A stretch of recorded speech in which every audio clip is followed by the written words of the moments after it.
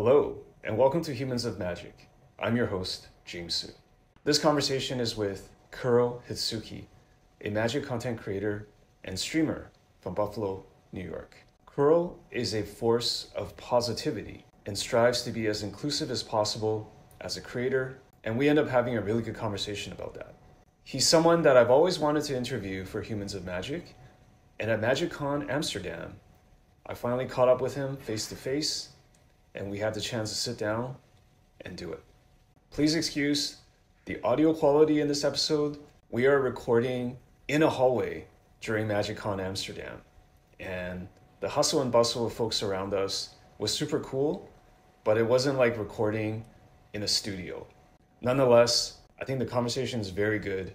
Kuro really gets into his method and process and growth as a creator, and I think there's something here for you, whether you're just a fan of the game or you're also trying to make your impact as a creator. Without further ado, please enjoy my conversation with Kurohitsuki. Kurohitsuki. Yes. Did I get that pronunciation yes. right? Yes. Yeah. It is a made-up name anyway, so Okay. It's like whatever. But yes, that is how I do it. Yeah, welcome to Humans of Magic. Thank you very much. It's good to be here. Yeah, so I want to just ask first of all, how did the name Kurohitsuki, like how did it manifest itself into existence? So I mean, it as many names that you make up in high school. I pretty much just like my friends and I were making like a story together with like characters that we wanted to make, and I took Google Translate from 2011, so not great, and just kind of like smashed different Japanese kanji together to get what I want. Okay. And I was still wrong anyway. Okay. So it was like back in the day, I remember the Wu-Tang name generator. This is like a Japanese version of it.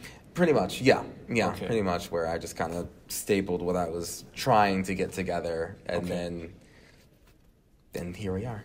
Okay. And then I've just kept it. It's just been a nice, being able to like shorten it down to Kuro is like, I didn't realize, of course, how like awesome that is to like just be able to have like a shorter name, but it's been pretty good, and I just kind of kept it ever since high school. I'm gonna risk asking you a pretentious question. Yeah. Who is Kuro and who is the man behind Kuro, and what is the difference? Is there a difference? Not really. When I got into streaming, there was a streamer, just my favorite streamer, Saslin. They showed me that I was able, or that being successful as a streamer is doable, even like while being yourself as a person. When she streamed, she was every bit as like flawed and awesome and perfect, just as a human is. And that still had a crowd, that still had an audience, and that still brought people to them. And it was really good to see this, like, oh, I can just be me. It's not just like, oh, everyone has like a mask or a facade on in order to be popular and everything. It's, no, people can be genuine, and genuine people will follow you as a result. So knowing that that is possible led me to be able to just be myself and then start streaming and making content. And yeah, I'm proud to say that, no, it's true. I've definitely been able to gain fans, followers, whatever, but also just friends that like me for me. And then even when they see me outside of the streaming context, it's the same. There's very little difference between me talking now, me on stream, me just hanging out in my room. Very little difference. So, as I know you, you're pretty chill, pretty relaxed. Appreciate it. Thank you. Yeah. So there's never, because I think for some creators there's kind of there's like a version of themselves that's maybe a 11 out of 10. So it's still them, but it's maybe a more exaggerated version. So did you ever experiment with that, or different or personas? Yeah, I realized that I couldn't keep that up for any length of time. It's more like, you can act, and it's just like, okay, like I'm doing a commercial type thing, and okay, I'll be nice and chipper and everything, but not that I wouldn't be chipper anyway if I was just talking about something I liked, right? Mm-hmm.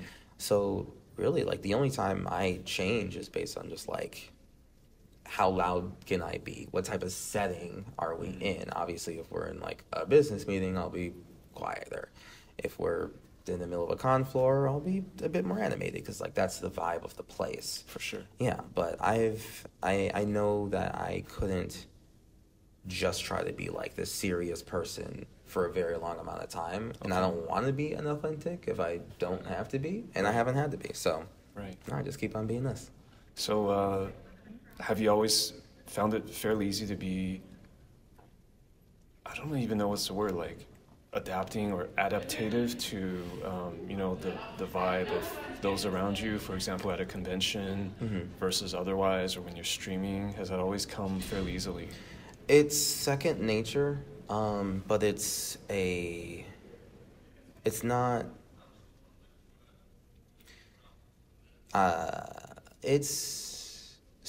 the concept of masking, in a way, for, like, minorities, right? That was something that I think I kind of learned or just, like, developed way at the beginning, because, like, how I was raised in, like, the schools I went to and everything. I've been in, like, private school since, like, second grade, so I've always, even from, like, that young is I've adapted to the people around me and the people I've, like, spent the most time with, and that is just a second nature at this point. Just kind of the vibe of the place, and then appealing in a way to whatever demographic or crowd or anything that I'm in. And that's a natural thing for me to do. So, like, I don't say it, like, in a bad way or that I'm necessarily pretending to be in any specific sort of way, but I do very naturally fit in with the vibe of the place. It's just that is me at a certain point. It is me to fit in with the vibe of the area. Tell me more about your upbringing, like where are you originally from, and just you know, all the stuff before being a creator, before Magic player, you know. Yeah. So I'm from Buffalo, New York, born and raised. I still live there. I love especially the more I travel, I come to appreciate more and more just, like, the small city, not small town, but small city vibes that I get to have at home. And then when I travel out, it's just like, oh my gosh, why are these city blocks so long? Why is 1 mile downtown an hour drive? Yeah. That doesn't make any sense to me. But then I go home, and it's just like 20 minutes anywhere. Awesome. So for those who may not have been to Buffalo, New York, what's it like? It's cold, largely. Typically it used to be, like, cold, not year-round, but for a longer period than most. And the weather's... So we get what's called, like, lake effect snow, because we have a lake literally right in our downtown. So you'll kind of, like, see a very specific, like, different weather pattern. So, like, you'll see Toronto, and they'll just be having, like, a clear sky day. And then you look over the lake, and then Buffalo will just be, like, a blizzard is happening. It's a very stark contrast. Entirely different It's world. completely different, even though it's just over a lake, but it's just the way the wind's flowing and all that stuff. Right. But, like, lake effect snow is very big, so snow is a large part of the culture. And I love it. I love the snow. You like the cold? I love the cold. Mainly because, like, I can fight against the cold. As in, like, I'll just put on more blankets, and eventually I'll be warm. I'm the same way. I never complain about the cold. Right. More layers. Yes. But I am deathly afraid of heat. Oh, my God, yeah. You can literally only take off so many clothes, and if you're so hot, then it's like, okay, well, I'll just die, I guess. I don't know. It's just I'm burning up. What about other things? Like, for example, if I'm visiting Buffalo, where would you recommend that I visit? Or, you know, what are some... I mean, there's places like a museum and everything. We do have some, like, world famous places to eat. Buffalo Wild Wings is no relation to Buffalo. They try to cop it, but it's, like, not so the Buffalo same Wings is from Buffalo, New York. Yeah, or at least, like, that kind of, like, flavor and style of wings. That is the. But yeah, it's referencing Buffalo, New York, but it is like Duff's, like, Obama came and ate at and everything. So it's a It's a nice place to visit, and there's, like, pizza places everywhere. We love our pizza. So the food is very good. Yeah, the food is very good, and it is actually rather diverse especially the more I travel. It's like, for, like, kind of a eastern, smaller city, it's actually pretty diverse. Yeah. Have a little sampling of just about everything. And yeah, I mean, it's just comfortable. It's just home. it is comfortable. It is definitely comfortable. I know for a fact, and that definitely blends in with my personality. Okay. I like being comfortable. Yeah. And I'm happy to be in a place and in a vibe where I can be comfortably myself, and then also just like comfortable distance between friends and family and all sorts of different things. But yeah, I am Buffalo born and raised. That is for sure. Nice. Yeah. Hi everyone. Did I disturb your interview? Oh, it's all good. What are you doing? What are you up to? I may have something for you. Oh. It's right in my sleeve. It's quite literally in my sleeve. Oh, God. Oh. What is? Oh. Oh, that's cool. Very nice. Enjoy your Aragorn. Thank you so much. Thank you. This is so cool. Oh my gosh. I kind of was like, Thank you. Thank you. Yeah. Do you mind if you show the Yeah, camera? We'll just keep that absolutely. in. Yeah. This is like That's a awesome. special altar, right? Yeah, a special altar that they made for me. Oh my gosh. Excellent. Yes. Aragorn has been a very Okay. awesome part of Magic for me. So Okay. yeah. Okay. So I was just asking you, how did you make that transition from civilian to creator? So I worked at a card store for like 5 years, and during that time, like we would close at 10. Mm-hmm. So I always knew, because like 10 p.m. right? So it's like my nights were gone. I wasn't gonna be able to hang out with friends and everything, but I knew that I would be home after like by an hour, right? So I just kind of like started streaming because I was playing games with my friends, but when my friends were playing a game that I just had no interest in, I would still be gaming, but just kind of like by myself, and I didn't really like that. So you wanted a way to kind of hang out with folks, even if it was online. Literally, yeah. My channel itself got its start with Assassin, who I mentioned earlier. They're a female player, and they played Rainbow Six Siege, which is just like a fun tactical shooter game with a heavy emphasis on voice communication, which I find very unique. I think it's very awesome. But like as a woman, voice communication in games can be... You might get harassed. You will get harassed. Oh, you will? Okay, there's a certainty, there's not even a maybe.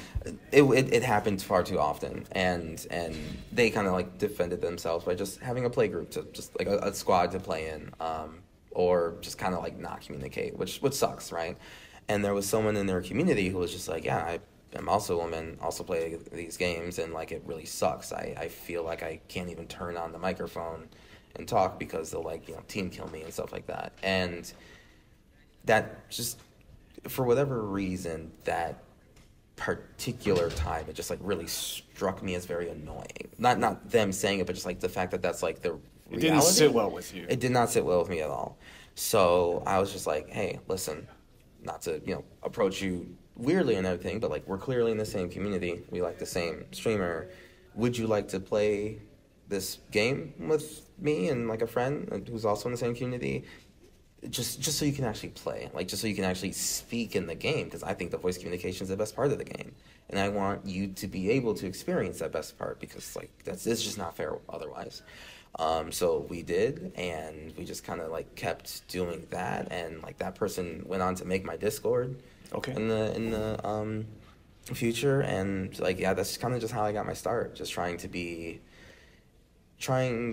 inclusive. I wasn't even trying to be inclusive per se. I wasn't doing it for the sake of inclusivity, but just realizing that like this isn't fair. This game's really cool. This is one of the coolest aspects of it, if not the coolest, and you can't participate because of your gender, and that's really stupid.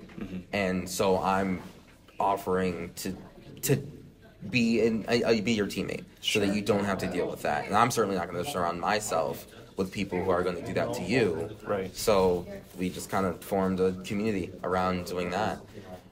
So then that was Rainbow Six Siege. Definitely got a big following from that. And then I went over to Arena. Did Magic Arena when that started, because I love Magic. I was working at a card store, right? So the consistency of always getting off at 10 means that I was always going to be on at 11. play streams, play Arena, play Merfolk, because it was like the Ixalan was like the opening set. I noticed that even your Commander deck this weekend. Yeah. Just for folks who don't know, we're in Amsterdam, but like you're jamming Merfolk, right? Yeah, I love Merfolk. They're my favorite. They're my favorite like actual large type that you can play as like a deck. Okay. My favorite creature type is Sphinxes. I love them the most. Okay. But there's not enough of Sphinxes, I suppose. Not in a playable form. Okay. They don't have like a shared identity other than being flying, beautiful, smart, wonderful beasts. Other than that, nothing. Yeah. But like as like a kindred. Yeah. Merfolk a lot more viable. Yeah, and that's only saying so much. They're a lot more viable, but the bar is real low, and the bar for Merfolk doesn't go much higher. Right. But anyhow, so before you say more, I just wanted to say about the Rainbow Six thing. Like, it's great. It's not only like trying to be inclusive towards someone who is getting harassed or unable to participate, but it also speaks to the game perhaps lacking this inclusive awareness in its game design. Because I have to assume that when they designed the game, they did not expect that kind of scenario where female voices could be harassed. I would think that if you wanted to make it more inclusive, maybe now there's a way to, not to throw solutions out there, but like mask your voice or to figure out a way so that you could be genderless or something. Like,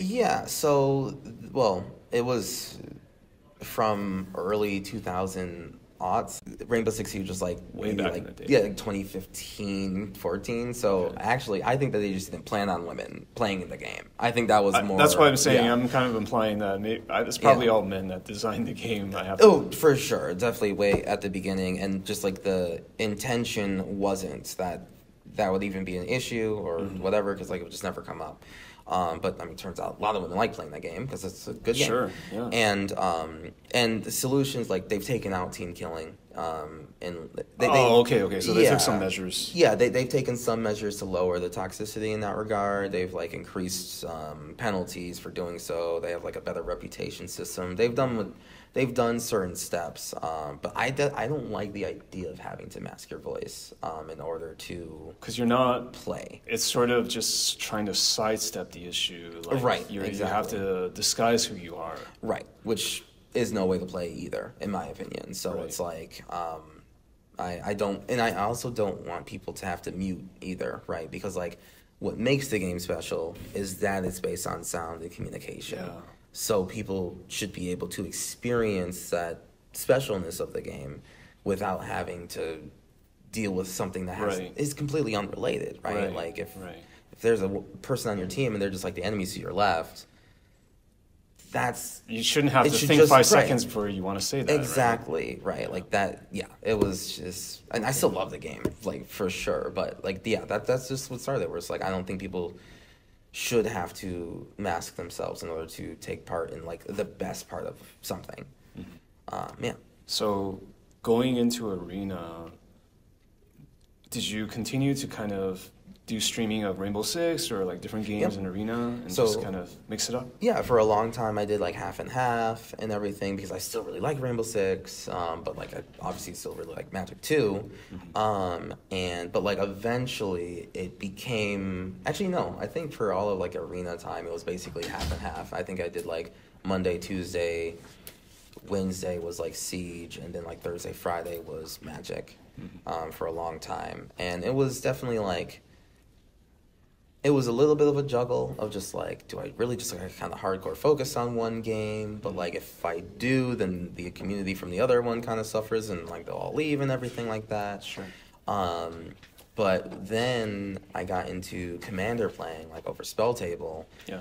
It was like during the pandemic, but my life didn't necessarily change too much during the pandemic, being someone who was home all the time anyway. Okay. So being online all the time. Anyway. Right, yeah. So when, honestly, I started doing Spelltable because I was losing way too much in Arena. Okay. Like I would you wanted to get good or get better? I would go entire streams without winning a single game, right? Like a single real game, not just like disconnect. And it was just like, I mean, you don't have to be the most competitive person, but at some point if you're losing every game, you kind of want to change that. Yeah, it's just like, okay, like this just feels bad. Like this just feels really bad.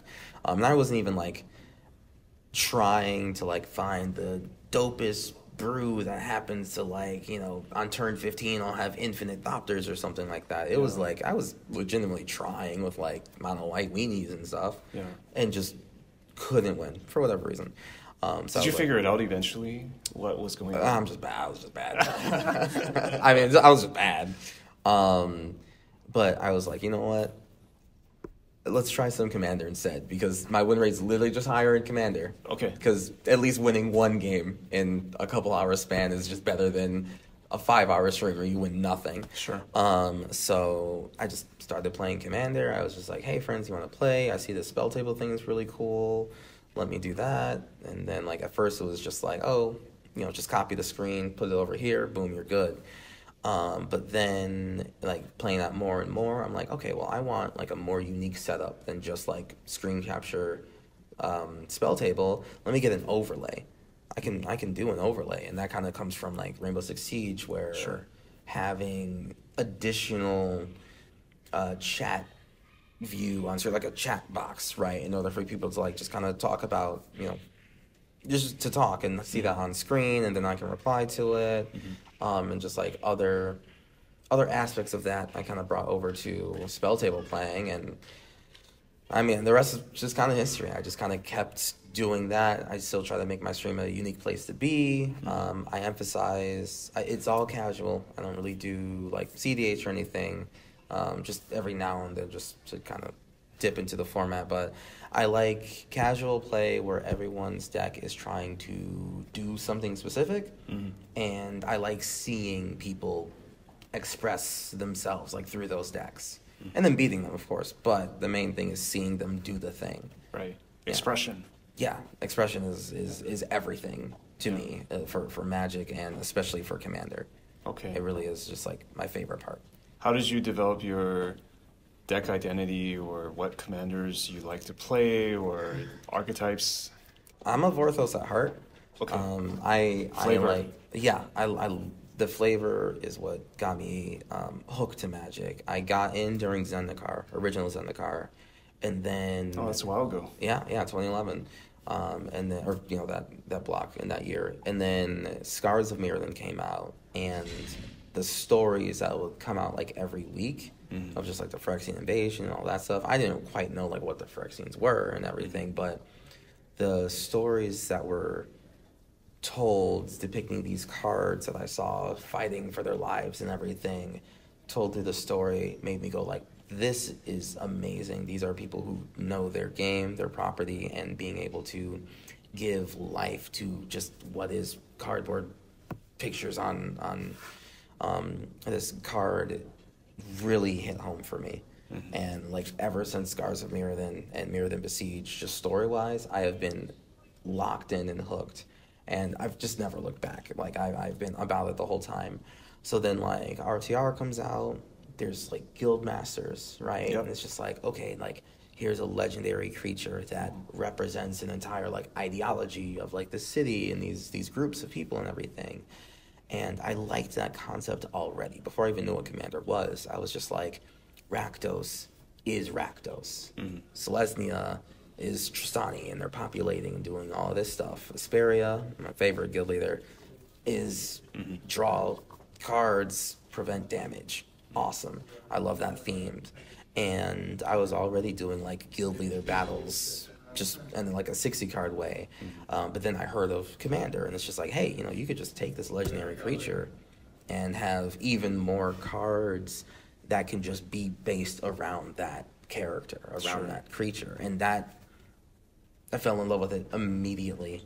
And here I am 50 Commander decks later. I only take apart maybe like one a year. Okay. Because they're mostly intact. They are mostly. I still have Asperia from the beginning. That was my second deck ever built. I still have Teysa, Envoy of Ghosts. The worst Teysa, but because I love it so much, I'm still rocking it to this day. Okay. So it's almost like the Commander decks are kind of a time capsule in a way too. Like they kind of capture that moment, or it captures the moment I fell in love with the card, and then I'm still in love with the card. Right? Okay, like even actively still in love. Actively still in love with just like every piece of text on this card, even like from the the way the art looks, from the like mana cost to the power toughness, the flavor text, the abilities, every aspect of it. I love that about each and every one of my commanders, except for one. Furkrag is my least favorite commander. I hate that deck so much. It's only together because I don't really like dragons. Okay. But it's a place for me to put dragons. Okay. So you can park it there.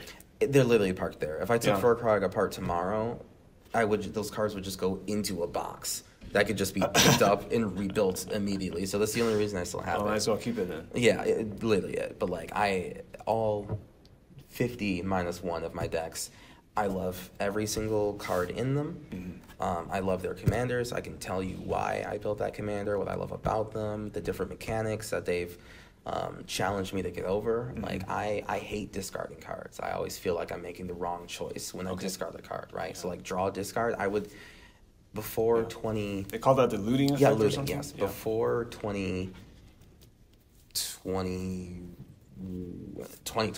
you would never see me with a loot card in my deck unless it was dredge specifically, because like that's like the purposeful point. Sure. But you would never see me like tap, draw, discard, because I hated thinking that I was always making the wrong choice when I was discarding. But eventually Rafine came out in Capenna, and I'm like, I love Sphinxes, favorite creature type. That's awesome. Esper, favorite colors. I gotta build it. Connive, Jesus Christ, this is all draw, discard. But you know what? It's gonna challenge me to get over that. Okay. Right? To actually like engage in this mechanic that I know it's good. I know it's good for Magic. I'm glad that it exists. But I was always gun shy about it. So I built it, and I built it in a very good way. I'm actually very proud of like how I built Rafine. Okay.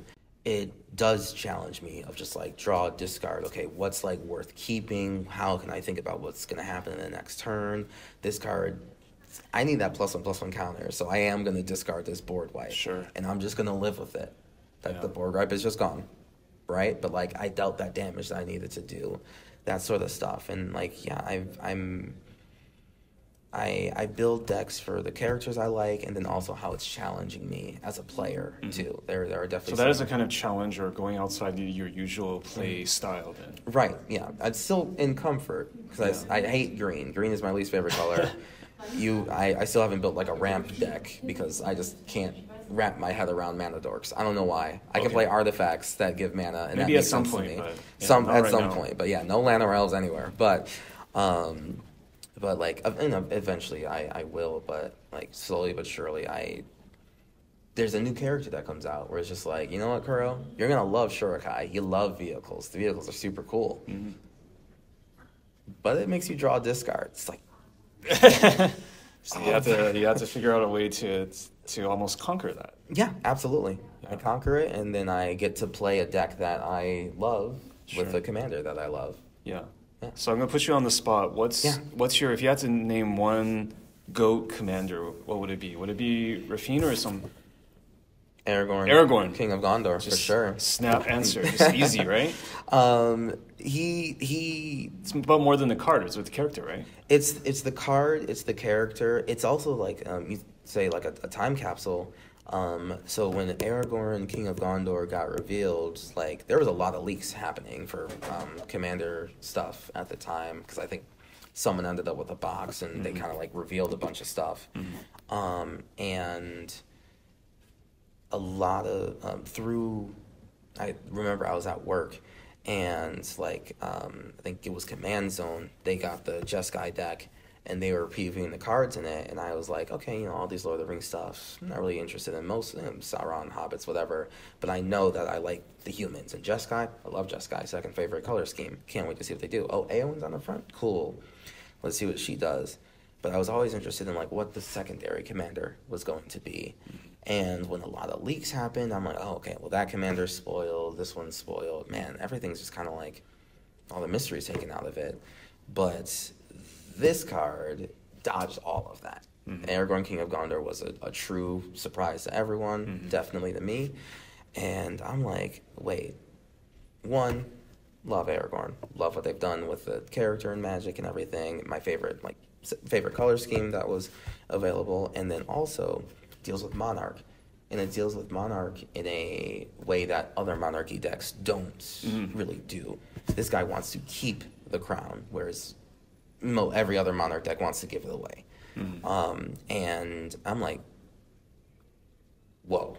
Yeah, that's interesting. That's really interesting. And it allows Aragorn to be extremely unique, not just amongst the Lord of the Rings cards, but among Magic cards in general. It literally introduces a new philosophy on a mechanic, like completely.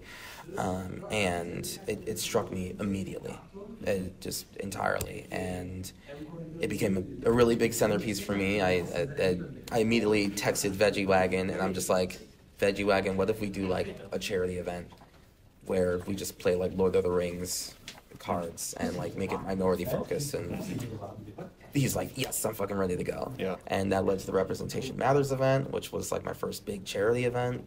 And like that raised a bunch of funds, and I want to do more things like that. But like being able to celebrate Magic and the unique things that Magic can bring to not just the table of games as a whole, but kind of on a society level was really impactful, and I really enjoyed taking part in that.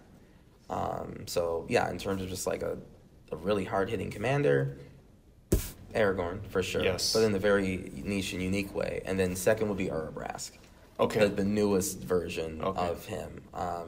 Seeing a card and a character that was like kind of sidelined and shunned for a long time, with like lesser versions than everyone else, really get to shine.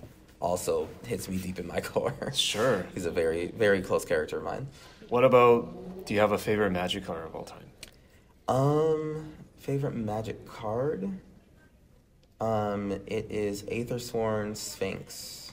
Okay, it's a Sphinx. Yeah. It's like, it's me as a card, and it's literally just like a Sphinx that has Cascade and affinity for artifacts.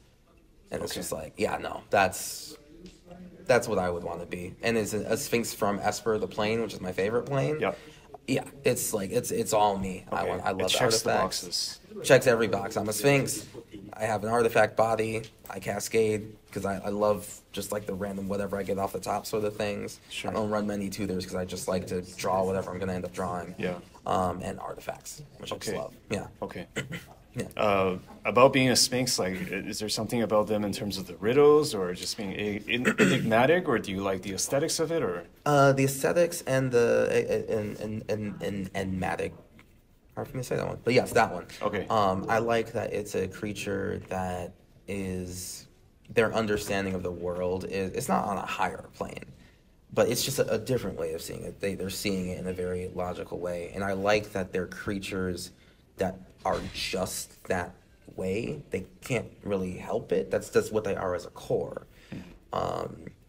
They can be Sphinxes that like violence or dark magic or unity and all these other things. They blue and splash into anything else they want, but at their core they are blue and they want to gain knowledge. And me and myself, especially as like how the Magic color philosophy is, the battle between like blue and green is, it's not just like mind powers and big dumb stompies. It's nature versus nurture. And I'm a heavy proponent in the nurture aspect being like kind of like what guides a person and kind of how they live their life.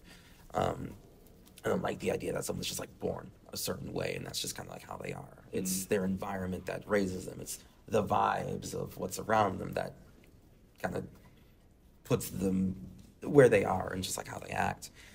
Very much related to myself. So that core blue aspect of just like you seek order and knowledge and understanding so that you can improve yourself. You know that there's another riddle to be solved, another opinion to be heard, another way to understand someone else so that you can come to an agreement. That has always struck me with Sphinxes, and I like that. If I could be anything, I would want to be a Sphinx.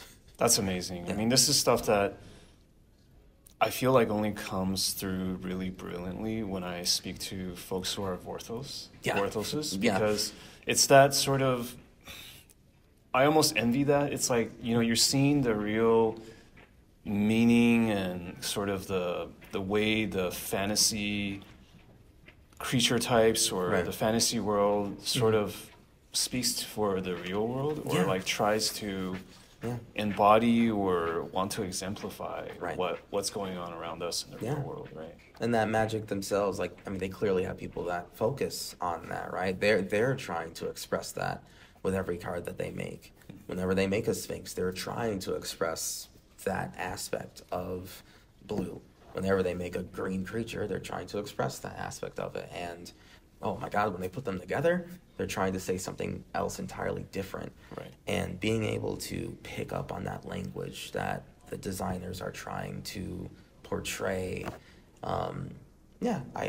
that hits me deeper than just a 2-card combo sort of thing. Yeah. Nothing against a 2-card combo. I got them, right? But it's just like, I like the ones that have a flavor to them. Right. Yeah.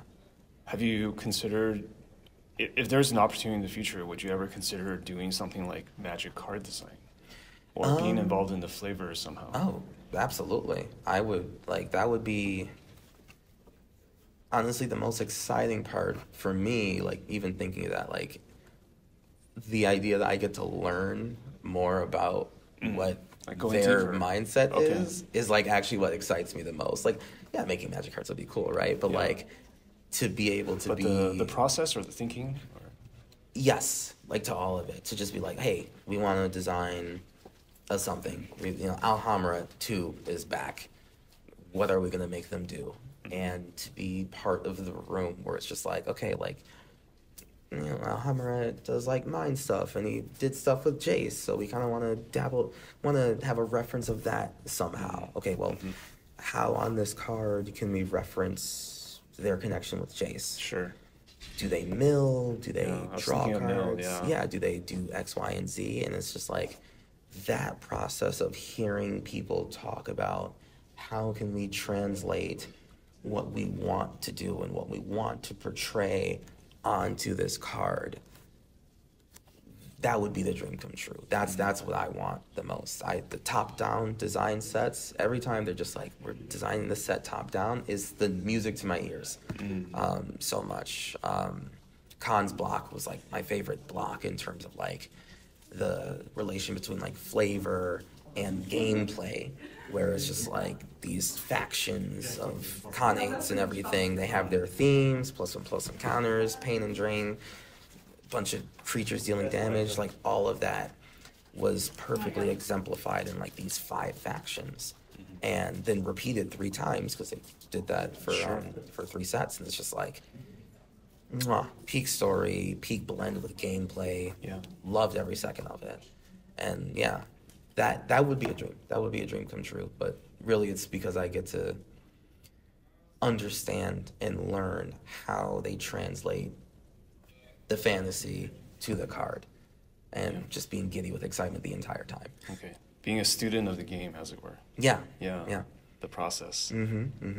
I want to switch gears a bit. So one thing that you've told me recently is that you started getting more serious, or I don't know if it's like serious or serious/consistent as a creator. Tell me about that and kind of what your transformation has been like.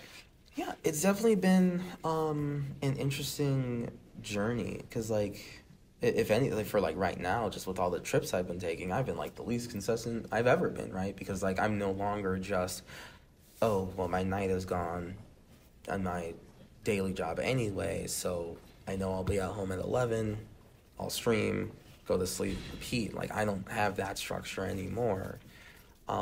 And now I'm actually like going to cons and going to events. So it's just like, okay, well, like now there's days and whatnot taken out of the schedule. So now I'm no longer in that form of like comfortability. Okay. But I'm still like pushing forward anyway, right? I don't necessarily have that base of like that perfect schedule where it was just what I was going to be doing anyway.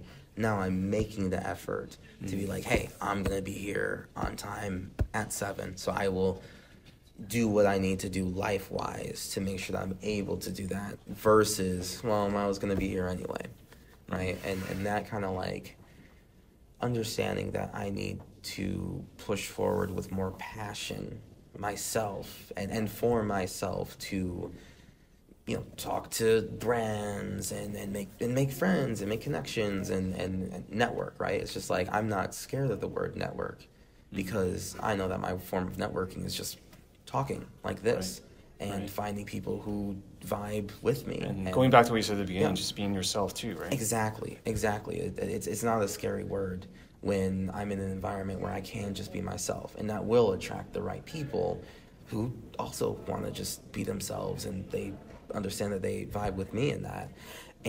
But knowing that I can't just I'll go to the Magic Con, or and hopefully someone will come by and say they want to play a game, or hopefully someone will just come by and say they want to sponsor me or something like that. It's like, no, Kuro, like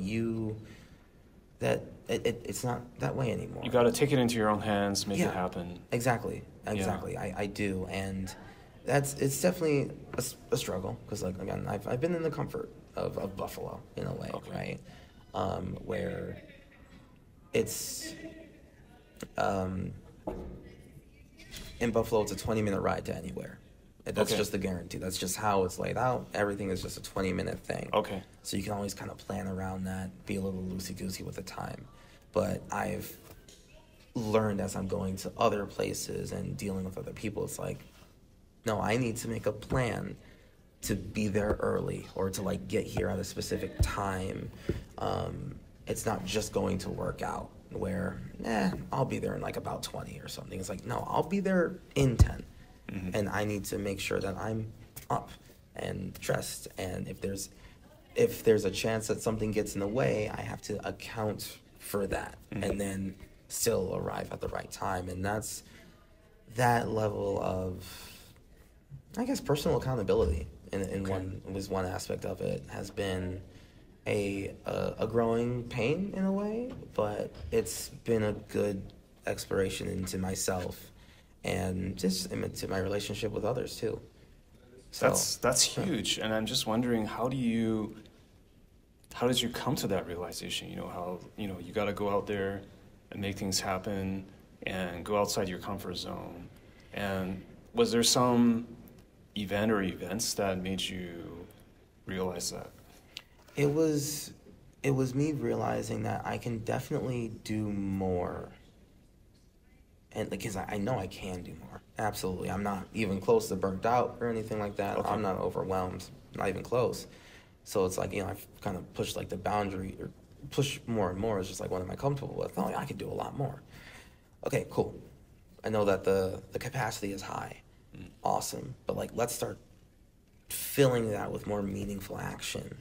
So it was just events that I've been to recently where it's just like,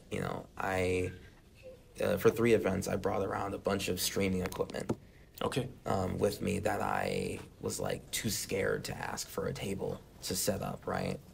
I just didn't want to impose or think that I had a right to, like, a table to try to set up a stream and everything. But, like, eventually I just did it.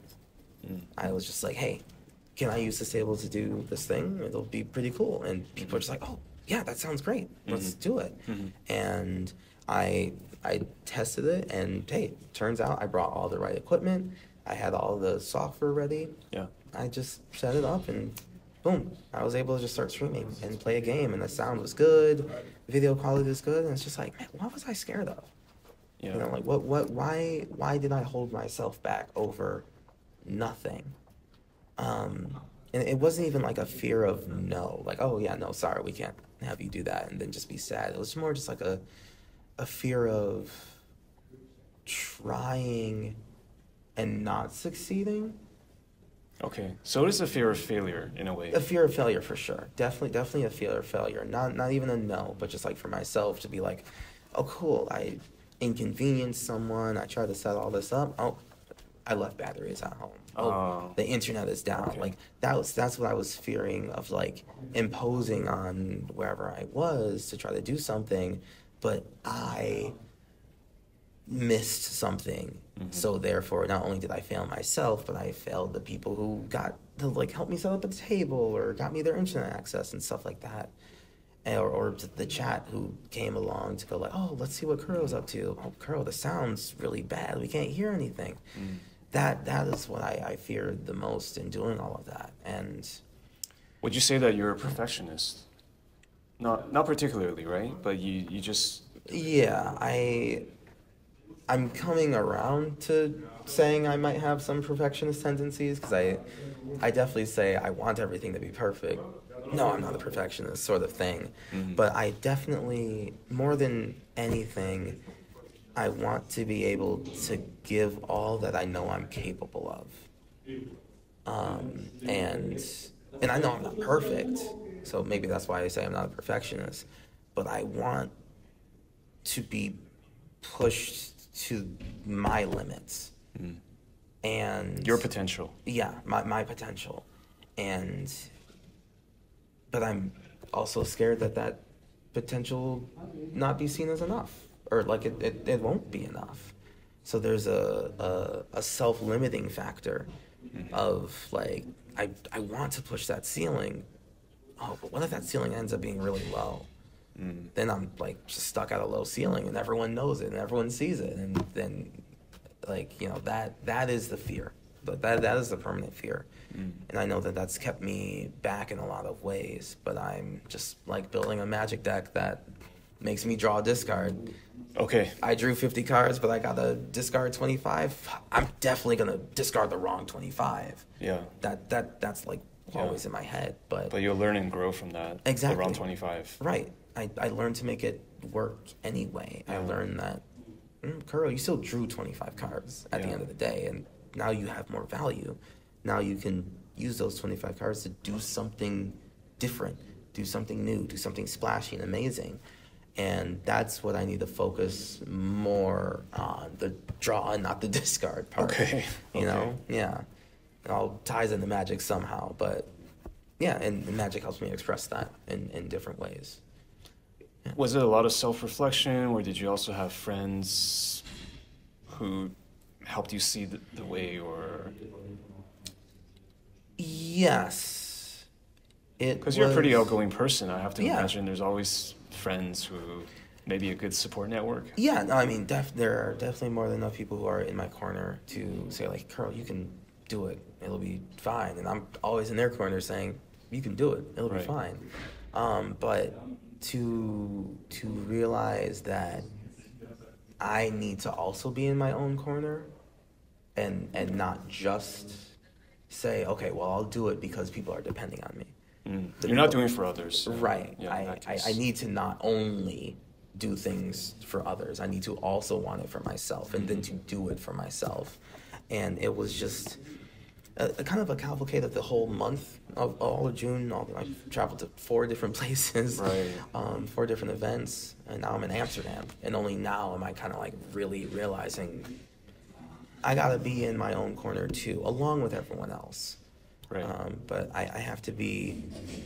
myself have to be an equal portion of the push to want me to succeed, because I know everyone else wants me to succeed, but I need to want it for myself, and then to also like act on it. Sure.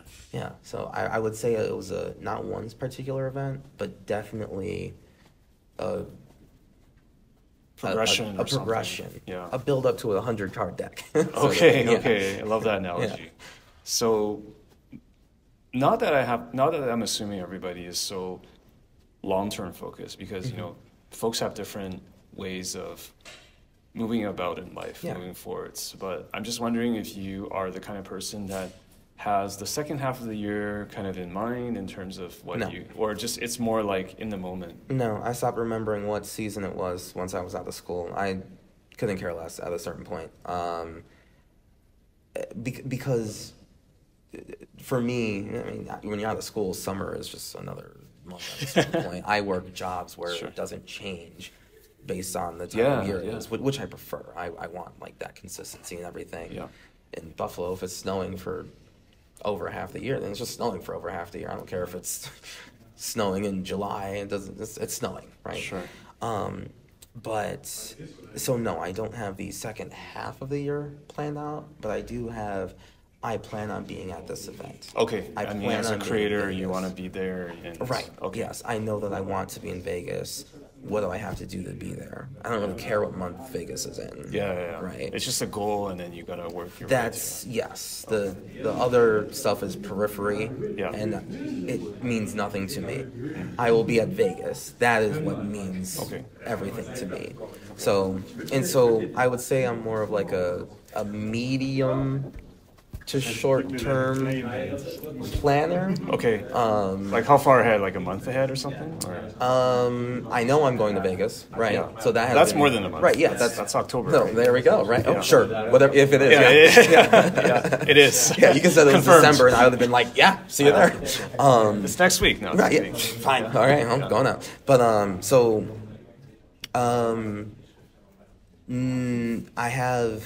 I have the goal in mind. The goal is to be there, and then whatever has to happen in between now to there to make sure I'm there, I will do it. Okay. Right. That's kind of like that. Like the work backwards from it, in a way. Yeah, and definitely as a content creator, I've worked backwards in a lot of ways. Starting with Twitch and then trying to go into YouTube is like literally the reverse order, and it definitely has its pitfalls. But yeah, I want the goal to focus on. I want the commander to like and the mechanics to like to focus on. Yeah. So then I can build that deck around it. Damn if it's necessarily powerful or doesn't have a Kajiki combo in it or something. It's like, no, Aragorn wants monarchy, so I'm gonna make that happen. Right. I'm not if the One Ring doesn't fit in Aragorn as a theme, so I'm not gonna put it in there. Obviously, I would want protection so that no one can take the crown from me. Yeah, sure, but like, he just wouldn't use the One Ring. Okay, so then I just focus on that, and I find a way around it. Right, Yeah. Find a way to make the deck powerful enough anyway. And that's how I build Magic decks. That's kind of how I do life. Okay. Too. Yeah. All right. Yeah. So, magic is life. Life is magic. Yes. Kuro, I want to thank you so much for taking the time today Thank to you very sit down much. with me. Yeah, absolutely. And I wish you all the best for the coming events and Thank you. months and hopefully years ahead. Yeah, I got no plan on stopping. I love this a lot. All the best, my friends. Thank you so much.